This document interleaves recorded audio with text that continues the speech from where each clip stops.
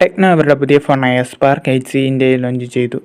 7499 രൂപയ്ക്ക് ഇന്ത്യയിൽ ആദ്യത്തെ 6GB റാം വേരിയൻ്റ് ഫോണായിരിക്കും ഇതെന്നാണ് ടെക്നോ അവകാശപ്പെടുന്നത്. 6.6 ഇഞ്ച് HD+ ഡോട്ട് ഡിസ്പ്ലേയാണ് വരുന്നത്. 90Hz റിഫ്രഷ് റേറ്റ് സപ്പോർട്ട് ചെയ്യുന്നതാണ് ഡിസ്പ്ലേ.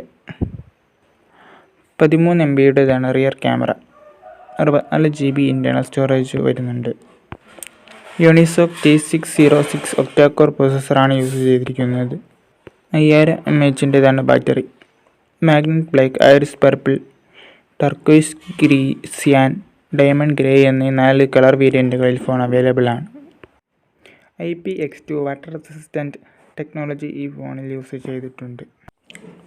ടെക്നോ 8Cയുടെ ലോഞ്ചും സെയിലും ആമസോൺ എക്സ്ക്ലൂസീവാണ്. നിങ്ങൾക്ക് ഈ ഫോൺ ആമസോൺ വഴി വാങ്ങിക്കുവാൻ കഴിയുന്നതാണ്. ഫെബ്രുവരി 24 ആമസോൺ